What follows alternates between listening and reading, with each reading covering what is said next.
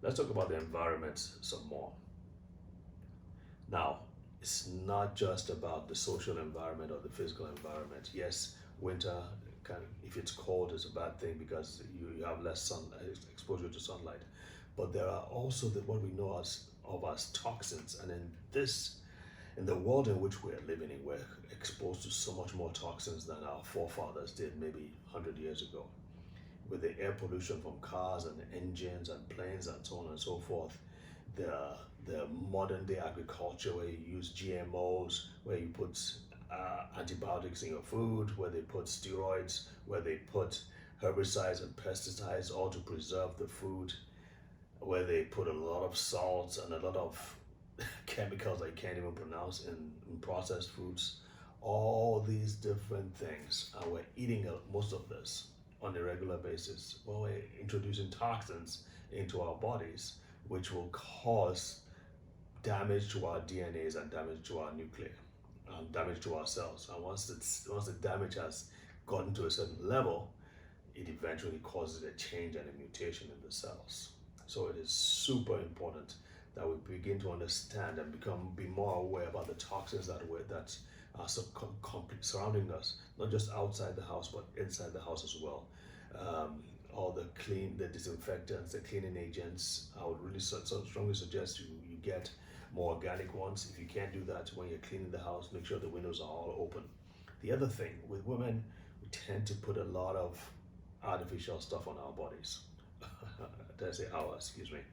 When it comes to women, they tend to put more. You tend to put more artificial stuff, more natural stuff, whether it's on the hair, whether it's on the hair, hairspray, or makeup, or deodorant, or perfume. All these things make you look good and smell good, yes, but it may come at a cost. Am I saying you should stop using it? No. I'm saying that is part of the big picture of problems.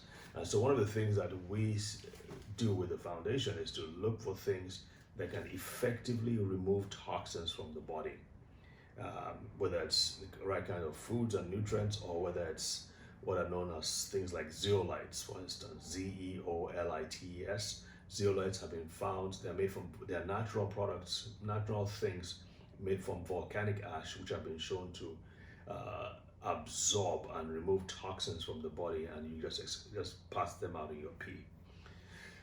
Anyway, I digress. Toxins are one of the key things. And I have this picture in front of you that our bodies are constantly being assailed by all kinds of toxins. In the next episode, I'm going to be talking about cancer, about how cancer develops, how toxins and other things can damage the cells, and how, with enough damage, the cells can turn from normal cells to being bad cells, which can eventually become full-on cancer and eventually will spread to other parts of the body. But you need to be aware that you are in an environment in which you are, like I said, constantly being bombarded by toxins. In fact, I look at this research and and I think to myself, why are more people dying on the streets? Because of all the things that we're faced with. So our bodies are doing a really, really, really good job of protecting us, but sometimes the load is so much that they need help, and so that's why it's important. And I'm going to be talking about this throughout throughout this series. That it's so important that you're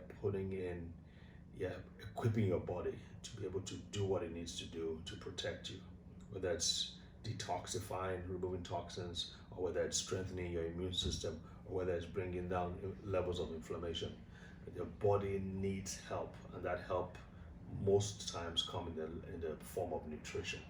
And of course, your mental status, your sleep levels, how your dental hygiene, some things we'll talk about, all impact your body's ability to function and to protect you against cancer. And like I said, we'll talk about that later.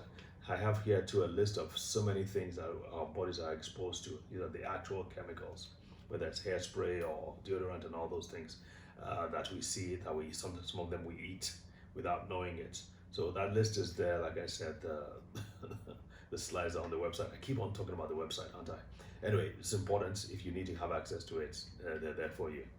So let me conclude this session by saying that cancer, yes, is a bad thing, and yes, cancer has killed a lot of people, maybe some people you know personally. But the bottom line is this: there are lots of people who have survived cancer and have even triumphed and have lived for decades after the diagnosis of cancer. Cancer is not a death sentence. You can beat it if you have the right knowledge and you understand the tools that are available to you and you use them effectively. And that is what we are here for. Before I end this, I want to say you need to increase your levels of vitamin D3. I've mentioned a few things about why that's important, but more so now, because during the winter, and as the winter is coming, you're going to be your vitamin D levels are going to drop even further. And if your vitamin D levels drop, your immune system will not be functioning like it should.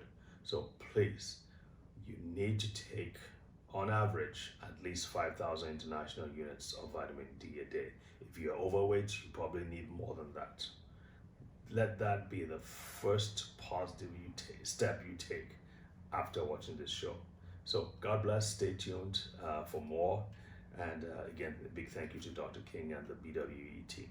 God bless. This is Dr. David with the Brain and Body Foundation. Bye.